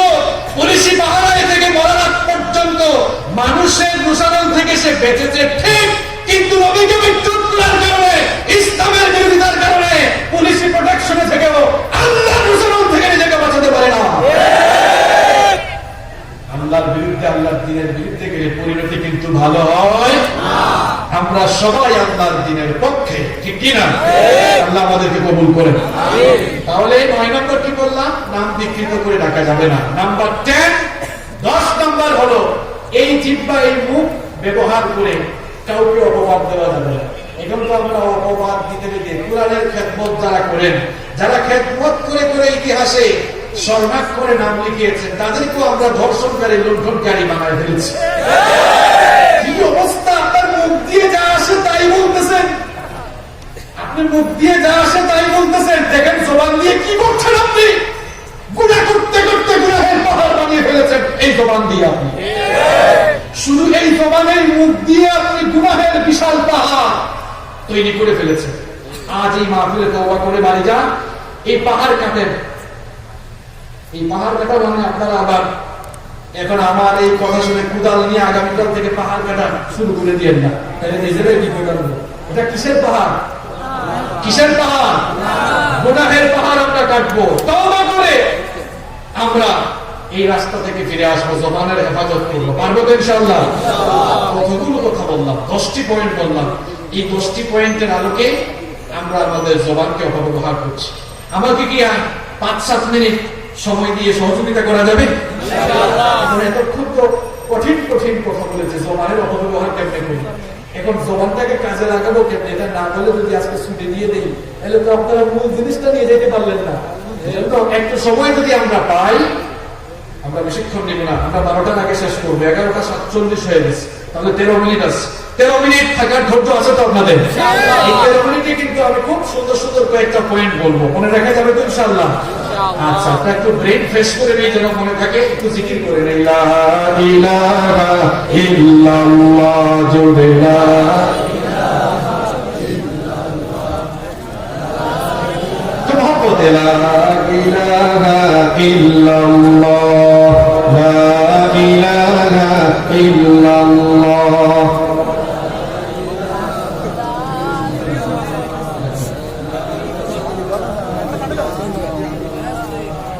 لا إله إلا الله، لا إله إلا الله।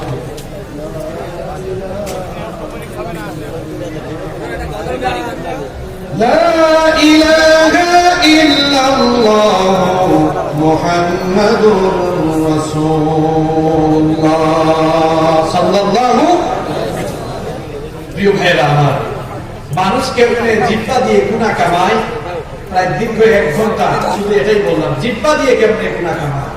এবার এই জিহ্বা দিয়ে কেমনে আপনি নেকির পাহাড় বানাবেন, এই জিহ্বা দিয়ে আপনি কেমনে নেকির পাহাড় বানাবেন, সেটাই আপনাদেরকে শোনাচ্ছি। আমরা মন ভরে শুনবো ইনশাআল্লাহ। শুধু মন ভরে শুনবো আর আমল করবো না, এটা কি হয়? আমরা আমলও করবো ইনশাআল্লাহ। এতক্ষণ শুনলাম জিহ্বা দিয়ে গুনার পাহাড় কেমনে বানাবো, এবার আমরা শুনবো জিহ্বা দিয়ে নেকির পাহাড়ও কেমনে বানানো যায়। আমরা জিহ্বা ব্যবহার করে নেকির পাহাড় বানাবো ইনশাআল্লাহ। 1 নাম্বার, এই জিহ্বা দিয়ে কালামের আগে সালাম, কালামের আগে আসসালামু ক্বাবলাল কালাম, কথা বলার আগে সালাম দিবেন, যারে পান সালাম দিবেন। বলবেন হুজুর নেকির পাহাড় কেমনে হবে? দেখেন নেকির পাহাড়টা কেমনে হয়। নবীজি বলেছেন, কেউ যদি বলে আসসালামু আলাইকুম, ফেরেশতা সাথে সাথে 10টা নেকি লিখে। কেউ যদি সালামটা আরেকটু বাড়ায়, আসসালামু আলাইকুম ওয়া রাহমাতুল্লাহ, ফেরেশতা 20 নেকি লিখে।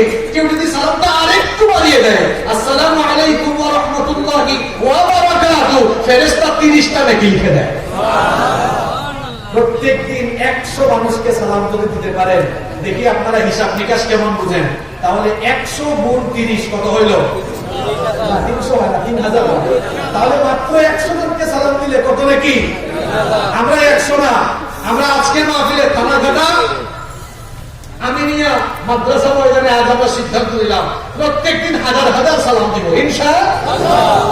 সালাম দিলে খালি নেকি হয় না, সালামের 4টা লাভ আছে, উপকার 4টা আছে। কয়টা? সালাম দিলে কয়টা লাভ হয় শুনতে চান তো?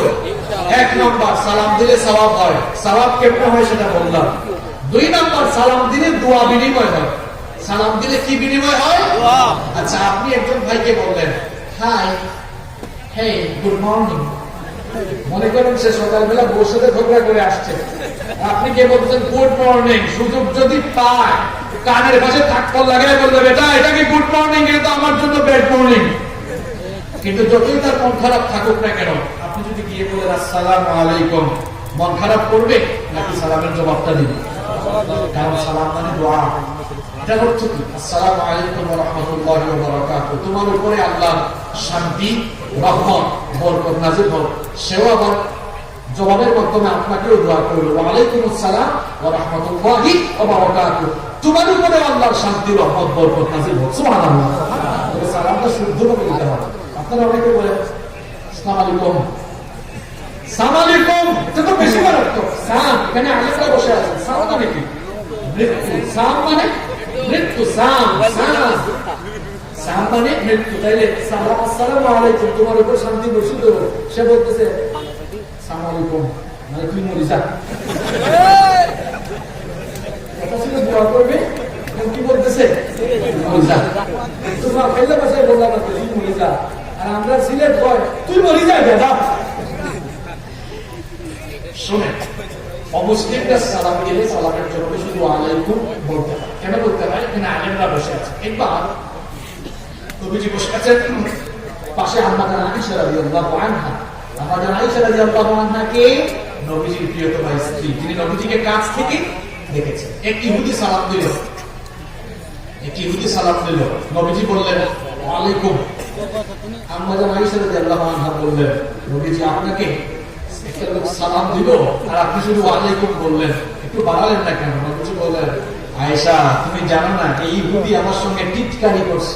সে বলেছে আসসালামু আলাইকুম, আসসালামু লাগা বাদ দিয়ে বলছে টেকনিক আসসালামু আলাইকুম, আসসালামু আলাইকুম মানে তোমার মৃত্যু হোক। এই জন্য আমিও বলছি ওয়া আলাইকুম, আমার যা পছন্দ করে যেন তাই হয়। উদ্দেশ্য ভালো হইলে ভালো, খারাপ হইলে খারাপ। যেন অমুসলিম কেউ সালাম দিলে তাকে ওয়া আলাইকুম বলতে। তার মানে এই না অমুসলিমকে আপনি ধরে মারবেন বেটা সালাম দিছত কেন।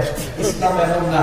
যারা অমুসলিমকে গালি দেয়, অমুসলিমদেরকে নির্যাতন করে, অমুসলিমদের উপাসনালয়ে হামলা চালায়, আল্লাহর কসম তারা মুসলমান নয়, ইসলামের বন্ধু নয়, এরা ইসলামের আসল দুশমন। অমুসলিমদেরকে ধর্মীয় নিরাপত্তা দেওয়া এটা আপনার ইমানি দায়িত্ব। যদি আপনার আশেপাশে অমুসলিমরা একটু নিরাপদে থাকতে পারে না, কিসের মুসলমান দিলেন আপনি? যে কিছুদিন আগে আমাদের দেশে যা ঘটনা ঘটলো দুঃখজনক না, এটা কেউ কখনো করবেন না। আল্লাহর ওয়াস্তে অমুসলিমদেরকে গালি দিয়েন না, তাদের উপাসনালয়ে হামলা চালাইয়েন না। হামলা চালানো দূরের কথা, পারলে তাদেরকে পাহারা দেবেন, নিরাপত্তার ব্যবস্থা করবেন। এই শিক্ষা আমাদেরকে ইসলাম দিয়েছে। পারবো তো ইনশাআল্লাহ? আপনারা খুব আবেগী ঘটনা ঘটে, কুমিল্লায় ভাঙ্গাভাঙ্গি হয়, চাঁদপুরে সাতক্ষীরা পাইছেন নাকি আপনার? এই দেশে প্রশাসন আছে না? দেখেন প্রশাসন ব্যবস্থা নেই কিনা, নিয়েছে ওকে, করছে ওকে। এক জায়গায় ধরলো আপনি আরেক জায়গায় দাঙ্গা হাঙ্গামা লাগাই দিলেন। এগুলোর কারণে সাম্প্রদায়িক দাঙ্গা বিশৃঙ্খলা বাড়ে না কমে? আমরা বিশৃঙ্খলার পক্ষে না শান্তির পক্ষে? তো শান্তি কি এমনি হয়? যে ইমানের দোষ বাপরে দেখান, বাপরে বাপ। যা ঘটনা ঘটেছে, এই দেশের সরকার প্রশাসন আছে না নাই? সহযোগিতা করে। আমরা বিশৃঙ্খলার পক্ষে নয়, শান্তির পক্ষে। আল্লাহ আমাদেরকে বুঝার তৌফিক দান করে। তাহলে সালামের উপকার কয়টা জানি বলছিলাম? 1 নাম্বার, সালাম দিলে কি হয়? সওয়াব হয়। 2 নাম্বার, সালামের মাধ্যমে দোয়া বিনিময় হয়। 3 নাম্বার, সালাম দিলে বরকত হয়। সালাম দিলে কি হয়? বরকত হয়। কারণ সালামের বরকত একটি শব্দ আছে না নাই? আসসালামু আলাইকুম ওয়া রাহমাতুল্লাহি। আপনি দোয়া করেন বরকত নাযিল হোক। আর আনাস রাদিয়াল্লাহু আনহুকে নবীজি একদিন বলেন, আনাস তুমি যখন ঘরে ঢুকবে তখন সালাম দিবে, কারণ এই সালাম তোমার আর তোমার ঘরের মানুষের জন্য বরকত নাজিল হওয়ার কারণ হয়ে যাবে। সুবহানাল্লাহ। তাহলে সালামের 3 নম্বর উপকার, সালাম দিলে কি হবে? বরকত নাজিল হবে। নাম্বার 4 4 এবং সর্বশেষ হচ্ছে এই সালামের 4 নম্বর উপকার হলো সালাম যায় যে ব্যক্তি দিবে তার এবং যে ব্যক্তি তার ঘরের মানুষকেও সালাম দিবে, মানে ঘরের সব মানুষদের জিম্মাদার হয়ে যাবে। আল্লাহ সুবহানাল্লাহ। তাহলে সালাম বেশি বেশি দিবেন না সালাম দিবেন? দেন না, দাঁড়ায় থাকে কারণ আমি দিব কেন? আমি সমাজের বিশিষ্ট মানুষ, মুরব্বী দেখো না বাড়িতে সাদা হয়ে গেছে। এক মুরব্বী চৌরাস্তায় দাঁড়িয়ে আছে, কিছু যুবক যাচ্ছে হেঁটে, সালাম দেয় না। বাপের নাম কি? সালাম দিলি না কেন? আপনার কেন সুযোগ নাই? চাচা আপনি সালাম দিলে কি হইতো? আপনি যদি সালামটা এই যুবকদেরকে দিতেন, এমন লজ্জা পাইতো, আপনাকে পরের দিন দেখবে 2 কিলোমিটার দূরে দেখলে হেরেডি থাকতো। বাপরে, চাচা কিন্তু সামনে পাইলেই সালাম দেয়, আমি আজকে আগে দিব, ঠিক কি না? তাহলে তাকে না ধমকাইয়া যদি নিজেই সালাম দিতেন, একদিকে তারে সালাম দেওয়ার কারণে আপনি বেশি সওয়াব পেতেন, অন্যদিকে সে আপনার কাছ থেকে সালামের ট্রেনিংটা পেয়ে যেত, ঠিক কি না? তাহলে আমরা সালাম দিতে পারবো তো? আমরা এখন কথা বলছি আলোচনার শেষ দিকে। প্রথম দিকে কথা বলেছি জিহ্বা দিয়ে কেমনে মানুষ গুনার পাহাড় তৈরি করে, এখন কথা বলছি এই জিহ্বা দিয়ে কেমনে নেকির পাহাড় বানানো যায়।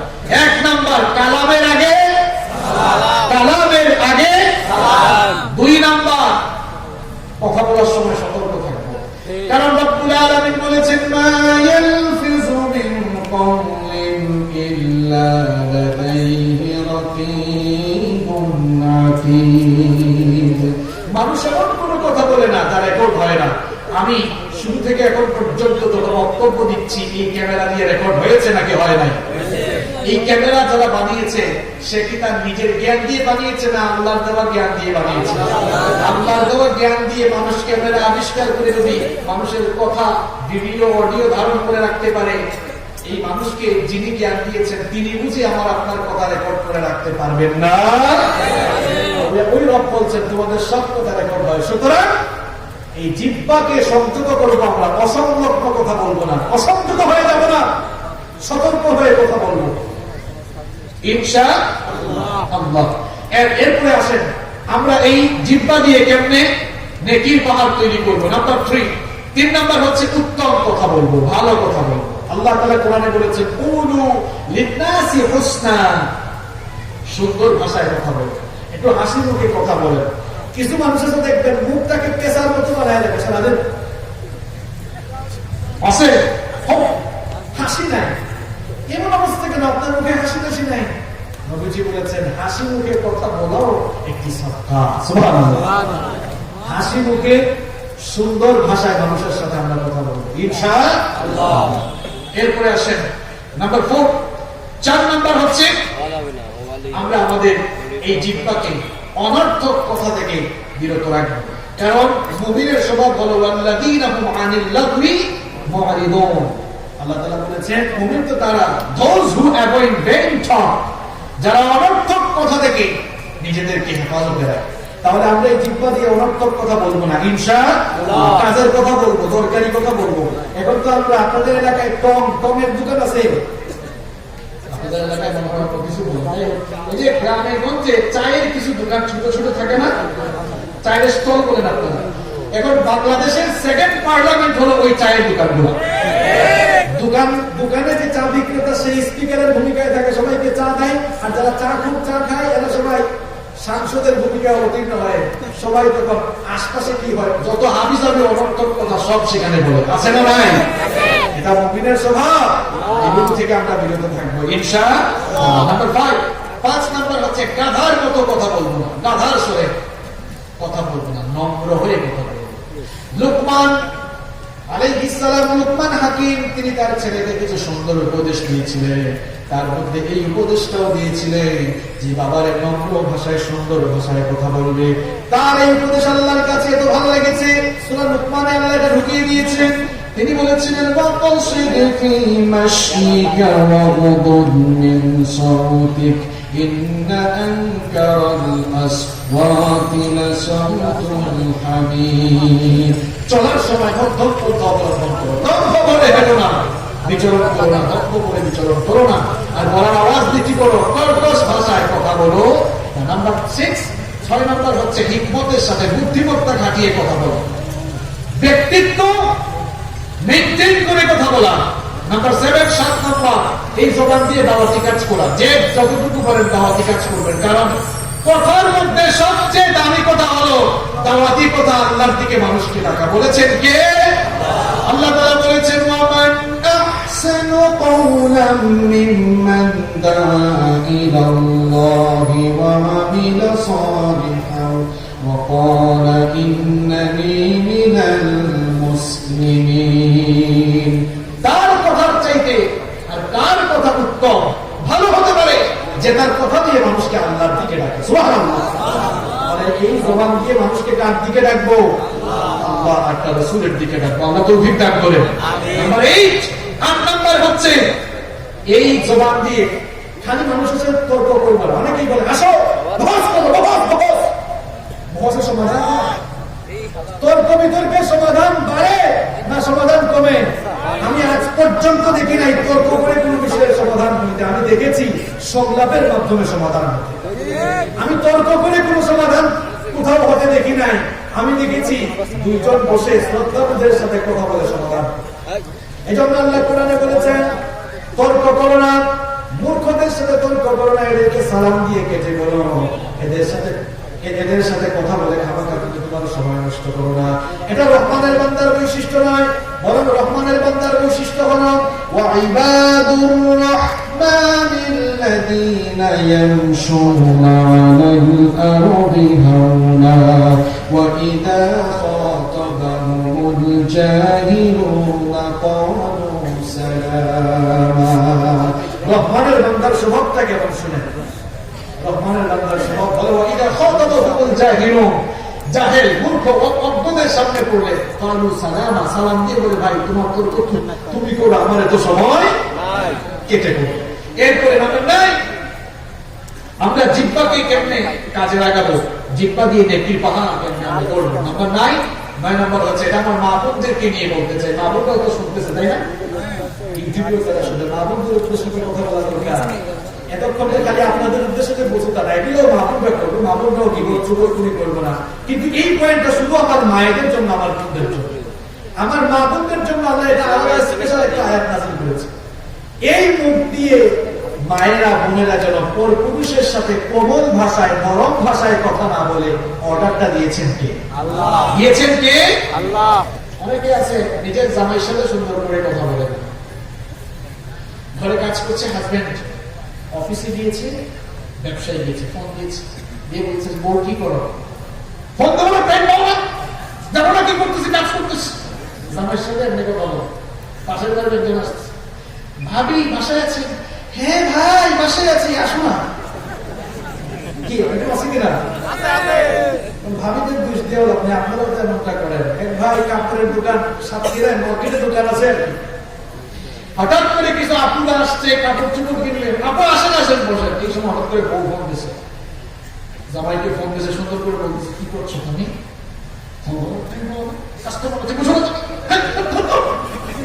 আসে আসে আপু এটা আপনাকে মানাবে, আপুকে মানায়, তোমার বউকে বুঝে মানায় না। তুমি আপুর থেকে ছুটি নিয়ে 2 মিনিট বউকে বলো যে আমি এখন একটু ব্যস্ত আছি, তো ঠিক আছে ভালো আছি, আমি কি করছি, 2 মিনিট সময় দেন। আপনার বউ এত কষ্ট করে আপনার জন্য রান্না বান্না করে, এত টেক কেয়ার করে, আপনি বুঝি 2টা মিনিট হাসি মুখে কথা বলতে পারেন না? মুখের ভাষা দিয়ে অনেক কিছু জয় করে ফেলা যায়। মুখের ভাষায় গরমকে নরম বানিয়ে দেওয়া যায় কি যায় না? জবান দিয়ে সুন্দর কথা বলা।